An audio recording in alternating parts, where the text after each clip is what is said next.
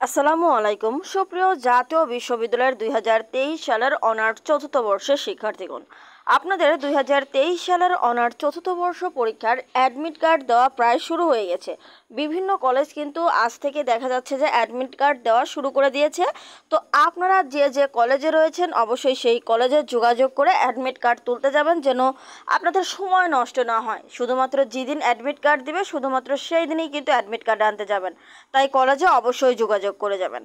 তো দেখুন, মূল যে বিষয়টি আমি নিয়ে আলোচনা করব যে অ্যাডমিট কার্ডের যে একটি ভুলও যদি থাকে তাহলে সেই ভুলের কারণে কিন্তু আপনার 1 বছর সময় নষ্ট হয়ে যেতে পারে, পরীক্ষা বাতিল হয়ে যেতে পারে। আজকের এই ভিডিওতে আমরা এই বিষয়টি নিয়ে বিস্তারিত আলোচনা করব। তার আগে বলে রাখছি, এখনও যারা আমাদের গাইডলাইন ব্যাচে যুক্ত হননি তারা অবশ্যই আমাদের এই যে নাম্বারে জাস্ট 30 টাকা সেন্ট মানি করে আপনারা আমাদের গাইডলাইন ব্যাচে যুক্ত হয়ে যাবেন।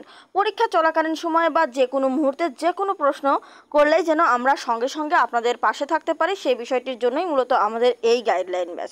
তো চলুন তাহলে মূল আলোচনায় আমরা ফিরে যাই।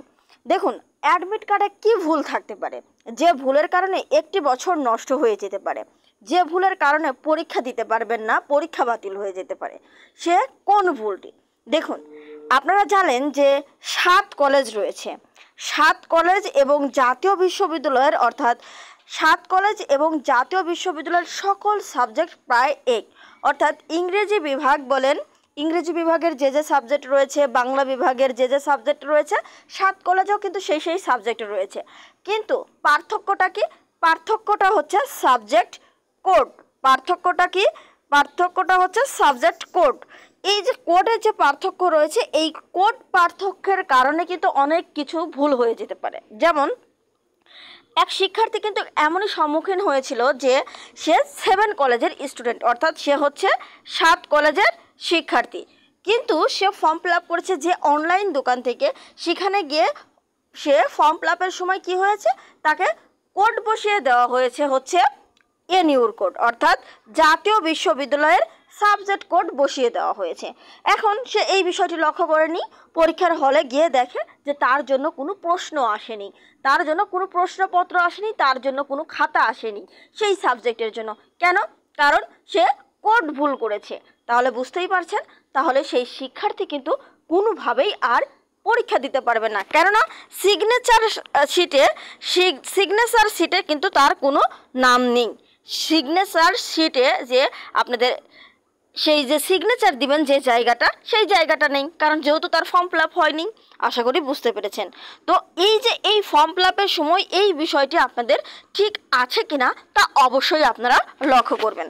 দেখুন, আপনারা অবশ্যই লক্ষ্য করবেন যে আপনাদের সাবজেক্ট কোড, সাবজেক্ট নেম, এছাড়াও আপনার নিজের নাম, কলেজের নাম, সেন্টার, সকল কিছু ঠিক আছে কিনা সকল কিছু অবশ্যই একবার করে হলেও চেক করে নেবেন। আমি যেটা আবারও বলছি যে অ্যাডমিট কার্ডে যদি কোনো ভুল থাকে তাহলে কিন্তু এখনও সময় আছে, সেটা কিন্তু আপনারা চাইলেই ঠিক করে নিতে পারবেন। কিন্তু পরীক্ষার হলে গিয়ে যদি সেই ভুলটি ধরতে পারেন তাহলে কিন্তু বড় ধরনের বিপদে পড়বেন। হয়তোবা সেই সমস্যাটার সমাধান হবে, কিন্তু আপনি কিন্তু পরীক্ষার খাতায় লিখতে পারবেন না, অনেকটা সময় চলে যাবে। তো সব কিছু মিলিয়েই বলবো এখনই চেক করে নিন। তাহলে এখনও যারা গাইডলাইন ব্যাচে যুক্ত হননি তারা এখনই যুক্ত হয়ে নিন। এছাড়াও পূর্ণাঙ্গ চাকরির বস্তুর ব্যাচে আপনাদের জন্য শুধুমাত্র এখন আপনাদের জন্য একটি বিশেষ ছাড় চলছে। সেই ছাড়ে ভর্তি হতে চাইলে কিন্তু এখনই আমাদের সঙ্গে যোগাযোগ করতে হবে।